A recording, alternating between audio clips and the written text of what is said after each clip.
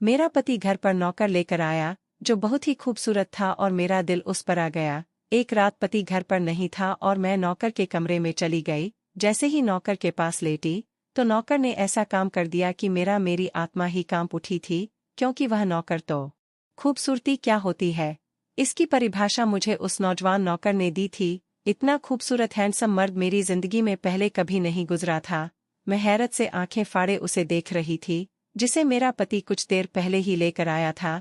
जैसे ही मेरे पति ने डोर बेल बजाई, मैंने दरवाज़ा खोला तो अपने पति के साथ खड़े उस नौजवान को देखकर मैं अपनी आंखें झपकना भूल गई थी। वह हुस्न का कोई सहकार था, मर्दाना पर्सनालिटी से भरपूर। मैं तो यह तक भूल गई थी कि उसके बराबर में मेरा बेढंगा पति भी खड़ा है। मेरे पति ने मुझे बाजू से हिलाया तो मैं चौंक सी गई थी। कहने लगा, क्या हुआ? पीछे हटो, राजू को अंदर आने दो। वो नौजवान 21-22 साल का लड़का था। रंगत गोरी चिट्टी तो नहीं थी, लेकिन उसका बादामी रंग उस पर खूब जच रहा था। मैं पीछे हट गई। मेरा पति उसे अंदर ले आया।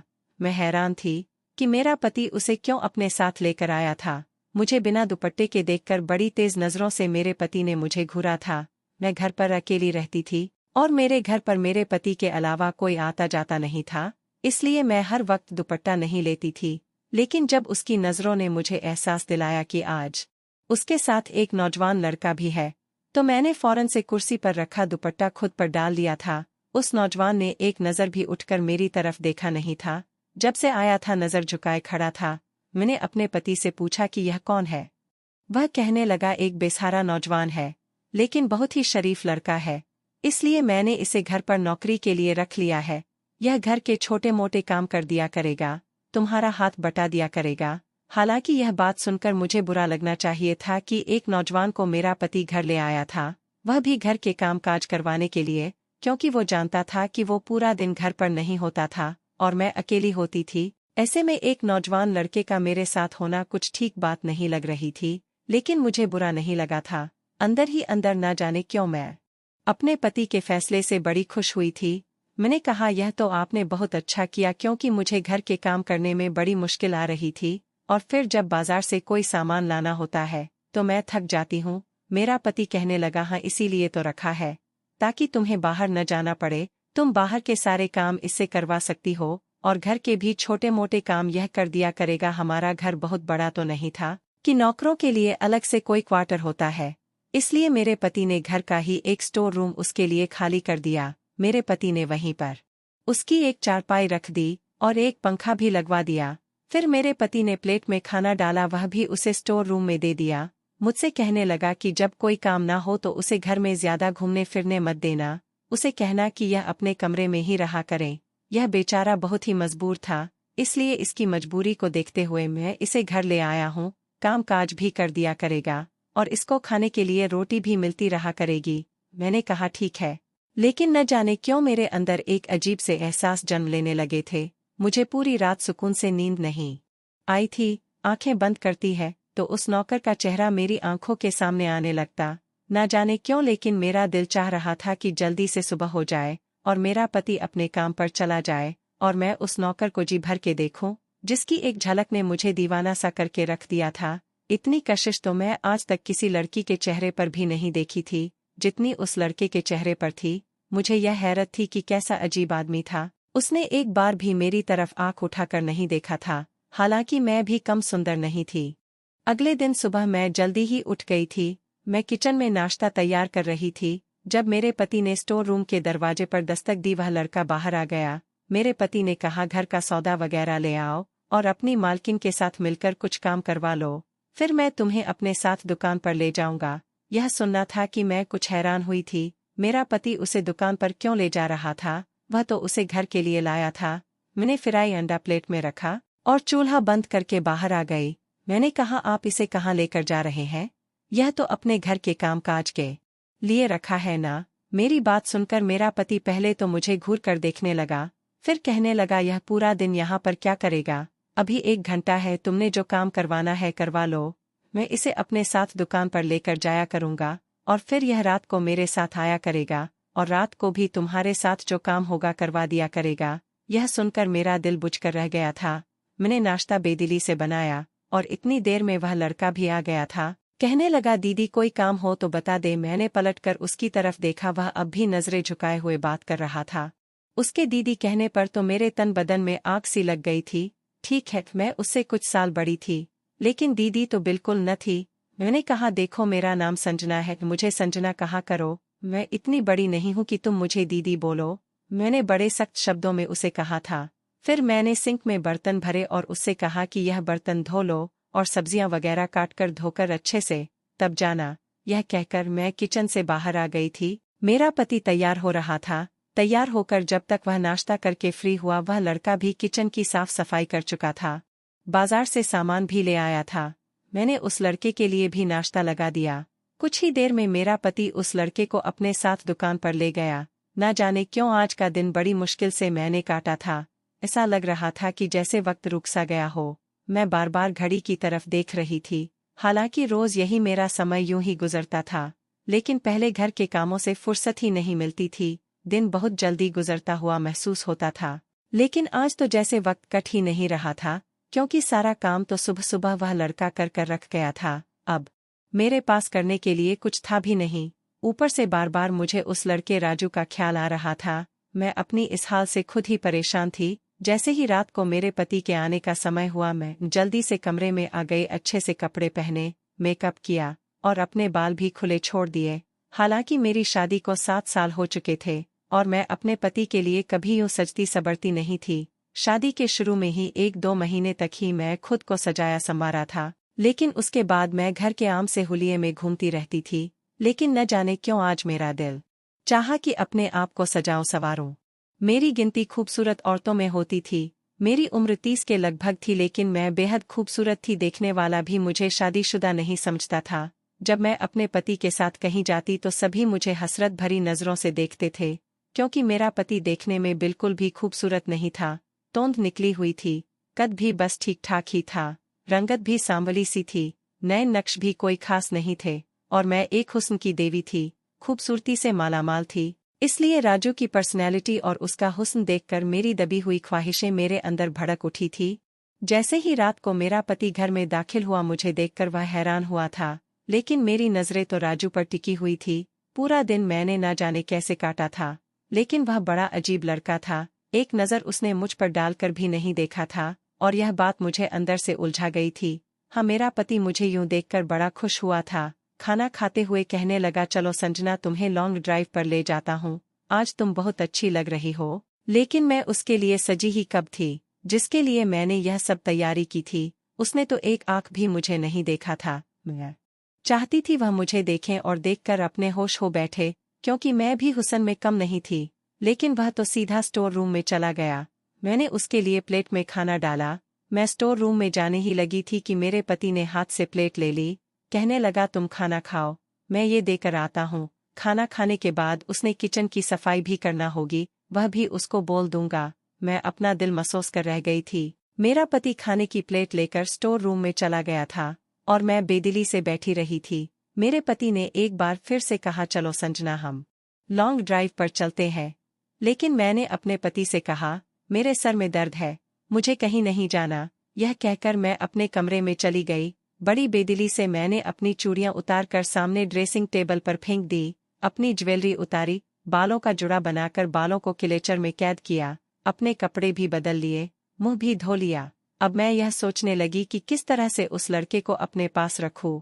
मेरे दिमाग में बस एक ही तरकीब आई थी। अपने पति के उठने से पहले मैं छत पर चली गई, धुले हुए कपड़े उतारे और सीढ़ियां उतरते हुए जानबूझकर अपना पाँव मोड़ लिया। मैं अपना संतुलन बनाकर ना रख पाई थी और तभी धम से सीढ़ियों से गिर गई। मेरे पैर में अच्छी खासी मोच आ गई थी, घुटना भी सूज गया था। मैं रोने लगी, चिल्लाने लगी। मेरा पति और राजू दोनों ही अपने अपने कमरों से निकल कर आ गए थे। मुझे मेरे पति ने जब छत की सीढ़ियों के नीचे गिरा देखा तो कहने लगा, क्या हुआ संजना? मैंने कहा कि मेरा पाँव फिसल गया था। जब वह मुझे खड़ा करने लगा तो मेरी चीख निकल गई थी। सचमुच मैं अपने पैर की हड्डी में तुड़वा चुकी थी। मेरा पति मुझे सहारा देते हुए गाड़ी में बिठाकर हॉस्पिटल लेकर गया। डॉक्टर ने बताया कि पैर की हड्डी टूट चुकी है। मेरे प्लास्टर बांध दिया गया और मैं बिल्कुल बेड पर आकर लेट गई। मेरा पति बेहद परेशान था। कहने लगा, अब मैं काम पर कैसे जाऊंगा? ऐसा करता हूँ, राजू को भेज देता हूँ। फिर कहने लगा उसे तो अभी दुकानदारी का पता भी नहीं है। मैंने कहा कि आप अपनी दुकान पर जाएं, उस लड़के को यहाँ छोड़ जाए। अगर मुझे किसी चीज की जरूरत होगी तो मैं उससे कह दूंगी। मेरा पति मेरी बात मान गया और वह अपने काम पर चला गया। मैं बेहद खुश थी क्योंकि मैंने जैसा चाहा था वैसा ही हुआ था। हालांकि मेरे पांव से दर्द की तेज लहर उठ रही थी, मेरा घुटना हिल भी नहीं रहा था, लेकिन मेरा दिल बड़ा खुश था। पति के जाते ही मैंने उस लड़के को पुकारा और साथ ही अपना दुपट्टा उतार कर रख दिया। जैसे ही वह मेरे कमरे में दाखिल हुआ उसकी नज़र झुकी हुई थी। कहने लगा जी कहिए मैडम जी क्या बात है। मैं चाहती थी कि वह मुझे देख। मैंने उसे कहा इधर आओ मेरे पास। वह मेरे पास आ गया। कहने लगा क्या चाहिए आपको। वैसे मैंने खाना बना दिया है, मुझे खाना पकाना आता है और किचन और घर की सफाई भी कर दी है। मैंने उसे कहा इधर बैठो। यह सुनकर वह शायद थोड़ा हैरान हुआ था और अचानक ही उसकी नज़र मुझ पर पड़ी थी, लेकिन फौरन ही वो अपनी नज़रें झुका गया और 3-4 कदम पीछे हट गया। कहने लगा अगर आपको किसी चीज़ की ज़रूरत है तो मुझे बता दें। यह सुनकर मुझे उस पर गुस्सा आने लगा। मैंने कहा मेरे पैर में तेज दर्द है और मुझे कमरे में घबराहट हो रही है। मुझे बाहर हाल में बैठना है, मुझे सहारा देकर बाहर बैठा दो। मैं चाहती थी वह मेरे करीब आए। यह सुनकर वह कुछ परेशानी का शिकार हुआ था। कहने लगा मैं ऐसा नहीं कर सकता, साहब जी आ जाएंगे तभी आप बाहर आ सकती हैं। यह कहकर वह कमरे से निकल गया। मुझे उस पर बहुत गुस्सा आने लगा था। वह समझता क्या था, खुद को जितना मैं उसके पास जाने के बहाने ढूंढती थी उतना ही वह मुझसे कतराता था। लेकिन एक बार मुझे मौका मिल गया। जैसे ही मेरा पति काम के लिए घर से बाहर निकला, मैं जानबूझकर चिल्लाने लगी जैसे कि गिर गई हूँ। मैं बेड का सहारा लेकर जमीन पर बैठ गई थी। वैशाखी भी एक तरफ फेंक दी थी, जैसे ऐसा लगे कि मैं बेड से नीचे गिर गई हूँ। राजू जैसे ही कमरे में दाखिल हुआ, मैं चिल्लाने लगी और रोने धोने का ड्रामा मचा दिया। वह मेरे पास आ गया। मजबूरन उसे मुझे सहारा देना पड़ा। जैसे ही उसने मेरा बाजू अपने कंधे पर रखा और मुझे उठाने की कोशिश करने लगा, उसका हाथ जैसे ही मेरी कमर पर लगा था, मेरा दिल मेरे बस में नहीं रहा था। खुशी के मारे मेरे जज्बात बेकाबू हो गए थे। मैं बहुत खुश थी, मैं यही तो चाहती थी वो मेरे करीब आए। उसने मुझे बेड पर बिठाया। फिर तो मैंने यह सिलसिला ही पकड़ लिया था। मैं बार बार बहानों से उसे पुकारती और वो बेचारा मजबूरन मुझे सहारा देता। मैं यही तो चाहती थी। वो भी एक मर्द था और किसी गैर औरत के इतने करीब होने से कुछ ना कुछ तो उसके भी दिल में हलचल मचनी शुरू होती। असल में जब इंसान को जो चीज़ ना मिले जिसकी उसे ख्वाहिश होती है और वो चीज़ उसे नहीं मिलती, वो उसके लिए तड़पता है, लेकिन वह चीज़ उसे उतना ही तड़पाती है और वह चीज़ उस इंसान के लिए खास बन जाती है। लेकिन जब मिल जाए तो उसकी कोई अहमियत नहीं रहती। मेरे साथ भी ऐसा ही हुआ था। आज मेरे पास पैसे की कमी नहीं थी और जब मेरे पास पैसा आ गया था तो मुझे इसकी कोई अहमियत नहीं रही थी, और जब नहीं था तब मैंने इसी पैसे की खातिर एक भद्दे से आदमी के साथ शादी की थी। मेरी शादी को 7 साल बीत गए थे, लेकिन औलाद नहीं हुई थी। मेरे पति ने आज तक कभी मुझे इस बात का ताना भी नहीं दिया था। मैं एक हुस्न परस्त और बेहद खूबसूरत लड़की थी, इसलिए अपने पति के साथ जब भी किसी पार्टी वगैरह में जाती है तो लड़के मेरे हुस्न के दीवाने हो जाते थे, और मैं भी खूबसूरत नौजवान लड़कों को देखती तो मेरी नज़रें उनके आसपास ही घूमती रहती थी। मैं हसीन नौजवान लड़कों को देखकर ठंडी आहें भरती थी, और उस वक्त मुझे अपने साथ बैठा अपना पति बहुत बुरा लगता था। कभी लगता था कि मैंने जज्बात में आकर गलत फैसला कर लिया। मैंने सिर्फ पैसा देखा था, क्योंकि मेरे पापा के घर में पैसे की बेहद कमी थी। हमने अपना बचपन और फिर जवानी की दहलीज तक बेहद गरीबी में समय काटा था, और उस वक्त मुझे यही लगा जब मेरे पास पैसा होगा तो मुझे जिंदगी के सारे ऐशो आराम मिलेंगे। तो यह कसक भी दिल से जाती रहेगी कि मेरा पति खूबसूरत नहीं है। अब इंसान को हर चीज़ तो नहीं मिल सकती। मुझे लगा था समय के साथ साथ मेरे दिल से यह ख्वाहिश खत्म हो जाएगी, लेकिन ऐसा नहीं हुआ। मुझे कभी भी मेरा पति अच्छा नहीं लगा। हाँ, यह था कि मैं एक अच्छे बड़े घर में रहती थी और मेरा पति अच्छे पैसे कमाता था। मेरे कमरे में ऐसी लगा हुआ था, खाने पीने के सामान की कमी नहीं थी। पैसा खर्च करते हुए मुझे सोचना नहीं पड़ता था, लेकिन मुझे अपने पति की संगत से घिन आती थी। वह मुझे बिल्कुल अच्छा नहीं लगता था। जितना समय मेरा उसके साथ गुजरता, मैं दिमागी तकलीफ से गुजरती रहती। उस वक्त ना मुझे यह ऐशो आराम अच्छा लगता है और ना ही यह बड़ा सा घर। कभी कभी मुझे यह लगता है शायद मैंने गलती कर दी है, बहुत बड़ी गलती। अगर मेरा पति मेरा मनपसंद होता तो शायद मैं उसके साथ एक कमरे में गरीबी में भी हंसी खुशी गुजारा कर लेती। उससे जी भर के बातें करती। मेरी ख्वाहिश मेरे अंदर पनप पनप कर एक घना ताकतवर वृक्ष बन चुकी थी। राजू को देखकर मुझे लगा कि बस अब मेरी तलाश खत्म हो गई है। मैं चाहती थी कि वह भी मेरी तरफ देखे, मुझसे बातें करें, मेरे करीब आए, लेकिन वो कमबख्त नजर ही नहीं उठाता था। मैं उसकी आंखों में अपने आप को देखना चाहती थी। अब मेरा पाँव भी काफी हद तक ठीक हो चुका था, प्लास्टर भी उतर चुका था, लेकिन मैं जानबूझकर लंगड़ाती थी ताकि वह मुझे सहारा दे। मेरा पति कहने लगा कि मैं तुम्हें एक स्टैंड ला देता हूँ, उसकी मदद से तुम्हारे लिए चलना फिरना आसान हो जाएगा। और डॉक्टर ने तो कहा है कि तुम अपने पाँव पर वजन रख सकती हो। मैंने गुस्से से अपने पति की तरफ देखा। मैंने कहा, डॉक्टर को क्या पता कि मुझे कितनी तकलीफ है। उसका क्या है, वह तो जो चाहेगा कहता रहेगा। लेकिन यह ड्रामा भी मैं कब तक कर सकती थी। मैं अब अपने पति से पीछा छुड़वाना चाहती थी। एक बार जब मेरा पति दुकान पर चला गया तो मैंने देखा राजू अपने मोबाइल पर किसी से बात कर रहा है। उसके पास नोकिया का छोटा सा बटन वाला मोबाइल था। बात करने में बिजी था। मेरा पैर अब चलने फिरने के काबिल था। मैं जानबूझकर धीरे धीरे से चलती हुई किचन के दरवाजे तक चली गई थी। वह किसी से कह रहा था कि मैं बहुत जल्द अपनी माँ को तुम्हारे घर भेजूंगा। अब तो मेरी नौकरी भी लग गई है, तुम्हारा बाप भी मना नहीं कर सकता। मैंने बहुत बड़ी रकम भरी है तुम्हारे बाप को, अब वह हमारी शादी करवा देगा और फिर मैं शादी करके तुम्हें शहर ले आऊंगा और फिर हम हंसी खुशी अपनी जिंदगी गुजारेंगे। सच्ची तुम्हारे बिना दिल बिल्कुल नहीं लगता, लेकिन मैं तुम्हें पाने की खातिर कुछ भी कर सकता हूँ, कोई सा भी काम कर सकता हूँ। यह सुनना था कि मेरे होश उड़ने लगे थे। मैं तो दिल ही दिल में राजू से मोहब्बत करने लगी थी। मैं उसे अलग होना नहीं चाहती थी। मैं चाहती थी कि वो भी मुझसे मोहब्बत करे, लेकिन वह तो शायद किसी और लड़की से मोहब्बत करता था। मैं धीरे धीरे से चलती हुई अपने कमरे में आ गई। मुझे उस समय सब कुछ बुरा लग रहा था। मेरा जी चाहा वह मेरे लड़की मेरे सामने आ जाए तो मैं उसका गला घोंटकर उसे मार डालूं। राजू मेरे अलावा कैसे किसी और लड़की से मोहब्बत कर सकता है। मैंने आईने के सामने अपना आप देखा। मैं बेहद खूबसूरत थी। यह कैसे मुमकिन था कि मैं राजू को अच्छी ना लगूं। वो कैसे मेरे अलावा किसी और लड़की की तरफ देख सकता है। मेरे दिमाग में आने लगा कि हो सकता है वह लड़की मुझसे भी ज्यादा खूबसूरत हो। खैर जो भी था, लेकिन मैं यह बात बर्दाश्त नहीं कर पा रही थी। गम और गुस्से से मेरी आंखों से आंसू बहने लगे। मैंने राजू को आवाज दी। वह मेरे कमरे में आ गया, लेकिन मुझे सही सलामत अपने पाँव पर खड़ा देखकर कुछ हैरान हुआ था।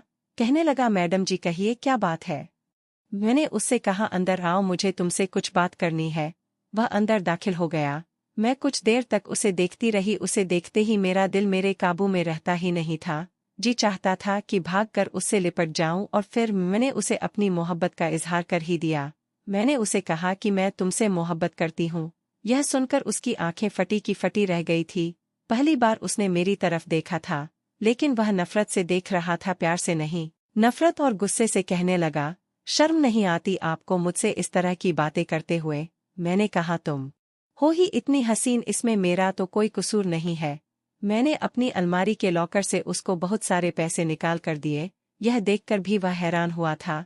मैंने कहा, मैं तुम्हें नोटों से भर दूंगी अगर तुम मेरी ख्वाहिश। मेरी बात अभी यहीं तक पहुंची थी कि उसने जोरदार थप्पड़ मेरे मुंह पर मार दिया। कहने लगा, अब इससे आगे एक शब्द और कहा तो मैं मालिक को सब कुछ बता दूंगा कि आप कितनी गिरी हुई और घटिया टाइप की औरत है।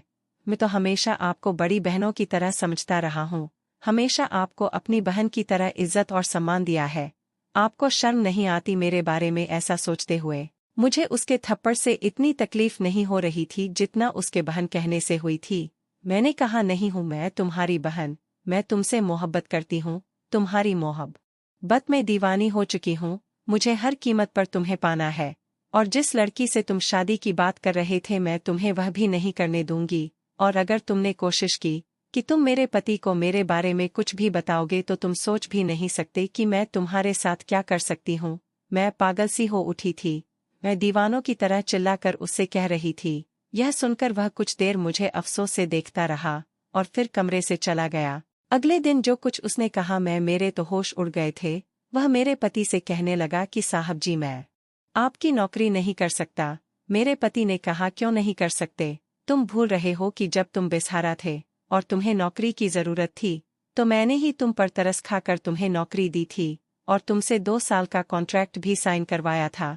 मेरे पति कहने लगे कि उस दिन तुम रो रहे थे, हाथ जोड़ रहे थे। कि मैं तुम्हें नौकरी दे दूं, तुम्हें नौकरी की बहुत जरूरत है, और अभी तो तुम्हें नौकरी करते हुए 2 महीने भी नहीं गुजरे। वह कहने लगा कि मैं आपको बजे नहीं बता सकता कि मैं आपकी नौकरी क्यों छोड़ना चाहता हूँ। मेरे पति ने गुस्से से कहा कि ठीक है, जो पैसे मैंने तुम्हें एडवांस में दिए थे लो मुझे वह वापस कर दो। पूरे 5 लाख की रकम मैं तुम्हें यूं ही नहीं दी थी कि तुम 2 महीने में ही खुद कुर्सी से उतर जाओ। मैं तुम्हें घर पर इसलिए रखा था क्योंकि तुम एक शरीफ लड़के थे। तुम्हारे होते हुए मुझे यह चिंता नहीं रहती थी कि मेरी पत्नी घर पर अकेली है। मुझे तुम पर इतना भरोसा था कि तुम मेरी पत्नी की एक भाई बनकर हिफाजत करोगे, और इसी वजह से मैं तुम्हें अपनी नौकरी पर रखा था। और वैसे भी मैं कल शहर से बाहर जा रहा हूँ, 3 दिन बाद वापस लौटूंगा, इसलिए 3 दिन तक तो मैं तुम्हें कोई छुट्टी नहीं दे सकता। वापस आकर बेशक तुम चले जाना और मेरी रकम मुझे वापस हर हाल में लौटा देना। मेरा पति 3 दिन के लिए कहीं जा रहा था। यह सुनकर मैं बेहद खुश हुई थी। इन 3 दिनों में मैं राजू से अपनी हर ख्वाहिश पूरी करवा सकती थी। राजू मेरे पति की बात सुनकर बेहद परेशान हुआ था। अगले ही दिन मैंने अपने पति का बैग तैयार कर दिया। मेरा पति कहने लगा, इसका जरा ध्यान रखना कहीं भागने की कोशिश ना करें। पूरे 5 लाख एडवांस ले चुका है। इस लड़के को पैसों की सख्त जरूरत थी, क्योंकि यह जिस लड़की से प्यार करता है उसके बाप ने ऐसी शर्त रखी थी कि पहले 5 लाख रुपए जमा कराओ तभी वह अपनी बेटी का हाथ इसके हाथ में देगा। और मुझे 5 लाख एडवांस लेकर इसने उस लड़की के बाप को दे रखे हैं और अपना रिश्ता भी पक्का करवा लिया है। अब मुझे सब समझ आ गया था कि राजू यहाँ काम क्यों कर रहा था। वह कोई नौकर नहीं था, बस मजबूरी में यह काम कर रहा था। खैर मेरा पति 3-4 दिन के लिए चला गया। राजू भी दुकान पर चला जाता और रात को लौटता था, और उसके लौटने से पहले ही मैं खुद को अच्छे से तैयार करती थी और अपने होश उड़ा देने वाले हुस्न के साथ उसके सामने जाकर खड़ी हो जाती। मुझे देखकर वह अपनी नजरें बदल लेता था। उस दिन भी मैं खूब तैयार हुई थी, लेकिन वह मुझसे नजरें चुराते हुए स्टोर रूम में चला गया था और अंदर से दरवाज़ा भी लॉक कर लिया। यह देखकर मुझे उस पर गुस्सा आने लगा। मैंने कहा, दरवाज़ा खोलो, लेकिन राजू कहने लगा, मैडम जी आप यहाँ से चले जाएं, मैं दरवाज़ा नहीं खोलूंगा। काफी देर तक मैं उसका दरवाज़ा बजाती रही और फिर थक हार कर अपने कमरे में आ गई। मुझे उस पर बहुत गुस्सा आ रहा था, लेकिन मैं बेबस थी। रात के 3 बजे मेरे दिमाग में यह ख्याल आया कि स्टोर रूम की चाबी तो मेरे ही पास होती है। मैंने दरार से स्टोर रूम की चाबी निकाली और बहुत धीरे से दरवाज़ा खोला। सामने चारपाई पर ही राजू मुंह तक कंबल लपेटकर सो रहा था। मैंने धीरे से स्टोर रूम का दरवाज़ा बंद कर दिया और उसकी चारपाई पर जाकर लेट गई। कमरे में घुप अंधेरा था। जैसे ही मैं उसके साथ लगी, मेरे कानों ने जो आवाज़ सुनी मेरे होश उड़ाने के लिए काफ़ी थी, क्योंकि वो आवाज़ तो मेरे पति की आवाज़ थी। मैं एकदम से उठकर बैठ गई। एक टॉर्च लाइट थी जो मेरे मुंह पर पड़ी थी। उसकी रोशनी से मैं चारपाई पर लेटे आदमी को भी देख चुकी थी। वह राजू नहीं था, बल्कि वह तो मेरा पति था, और अपने पति को देखकर मेरे होश उड़ गए थे। मैं हक्का बक्का आंखें खोल उसे देख रही थी। मेरा पति कहने लगा, तुम्हारी हर बात राजू ने मुझे बता दी है। पहले तो मुझे राजू की बात पर विश्वास नहीं हुआ था, लेकिन उसने मुझे अपनी बात का विश्वास दिलाया। कहने लगा, साहब जी अगर आपको मेरी बात का विश्वास ना हो तो आप कहीं बाहर जाने का नाटक करें, आपको सब कुछ समझ आ जाएगा। मैं तुमसे झूठ बोला था कि मैं दूसरे शहर जा रहा हूँ। मैं तुम्हारी असलियत देखना चाहता था।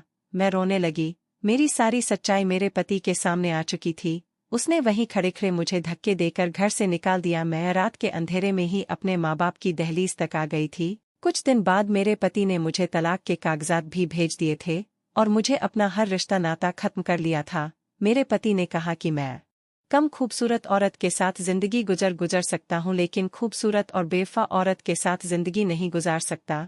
मर्द पूरा दिन बाहर मेहनत करके पत्नी की ख्वाहिश और उसके ऐश आराम के लिए मारा मारा फिरता है। उसे अपनी पत्नी की वफा चाहिए होती है, वरना पैसे देकर तो कोई भी बदकिरदार औरत बिस्तर पर लेटने को तैयार हो जाती है। मैं अपना सब कुछ खो चुकी थी। काश कि मैं अपनी नज़रों की खुद हिफाजत की होती, जैसे कि एक मर्द होते हुए राजू ने अपने आप को बचा कर रखा था। अब मैं अपने बूढ़े और गरीब माँ बाप के घर पर रहती हूँ। एक दिन मेरे घर के दरवाजे पर दस्तक हुई। मैंने दरवाज़ा खोला तो मैं हैरान रह गई, क्योंकि दरवाजे पर राजू और उसके बराबर में एक लड़की खड़ी थी। कहने लगा, मैडम जी अंदर नहीं बुलाएंगी। मैं तो कुछ बोल ही नहीं पा रही थी। मैंने उसे चुपचाप अंदर आने का रास्ता दे दिया। वह उस लड़की का हाथ पकड़े अंदर घर में दाखिल हुआ। कहने लगा, मैडम जी मेरा आपके पास आने का बस एक ही मकसद है, मैं आपको अपनी पत्नी से मिलवाना चाहता हूँ। यह है मेरी पत्नी राधिका। मैं अपनी पत्नी से आपको मिलवाना चाहता था। मैंने उस लड़की की तरफ देखा तो मैं आंखें झपकना भूल गई थी, क्योंकि वह लड़की बिल्कुल भी खूबसूरत नहीं थी। आम से नैन नक्श वाली लड़की और सांवली सी रंगत, लेकिन उस लड़की के चेहरे पर एक अलग ही चमक थी। शायद राजू के प्यार की चमक थी। राजू की आंखों में उसके लिए बेतहाशा मोहब्बत थी। कहने लगा, मैडम जी, इश्क हुस्न देखकर नहीं किया जाता, इश्क तो बस दिल से किया जाता है। और मैं राधिका से बेपनाह इश्क करता हूँ, और राधिका भी मुझसे बहुत मोहब्बत करती है। राधिका ने मेरी गरीबी में ही मुझसे मोहब्बत की थी। उसने पैसा नहीं देखा था और मैंने राधिका का पैसा नहीं बल्कि उसका दिल देखा है। वो बहुत ही साफ दिल की लड़की है और उसकी मोहब्बत सिर्फ मेरे लिए है। आपको लगता था कि आप खूबसूरत है तो आप मुझे अपने खूबसूरती के जाल में फंसा सकती हैं, लेकिन आपकी गलती थी, क्योंकि मेरा सारा प्यार और मेरी सारी वफा सिर्फ और सिर्फ मेरे पत्नी के लिए है। उन औरतों का इस दुनिया में भी और इस दुनिया से जाने के बाद भी बहुत बुरा हाल होता है जो अपने पति के साथ वफा नहीं करती। यह कहकर राजू रुका नहीं था, बल्कि चला गया था। जाते जाते कहने लगा, एक बात और बता दूं कि साहब जी ने भी दूसरी शादी कर ली है। राधिका और मैं उनके साथ ही रहता हूँ। साहब जी की दूसरी पत्नी खूबसूरत नहीं, लेकिन चरित्रवान और प्यार करने वाली औरत है। वह मुझे छोटा भाई समझती है और साहब जी से भी बहुत मोहब्बत करती है। शायद आप जैसी औरतों का यही अंजाम होता है जो आपका हुआ है। न वह घर की रहती है न घाट की। यह कहकर राजू चला गया था और मेरी आंखों से आंसू बह रहे थे। मैंने खुद अपनी हंसती खेलती जिंदगी अपने हाथों उजाड़ दी थी। दोस्तों, कहानी कैसी लगी जरूर बताना। पसंद आई हो तो प्लीज लाइक करना। रोज एक नई कहानी सुनने के लिए हमारे चैनल को भी सब्सक्राइब करना। कहानी को अंत तक सुनने के लिए आप लोगों का बहुत बहुत धन्यवाद। मिलते हैं अगली किसी नई कहानी के साथ।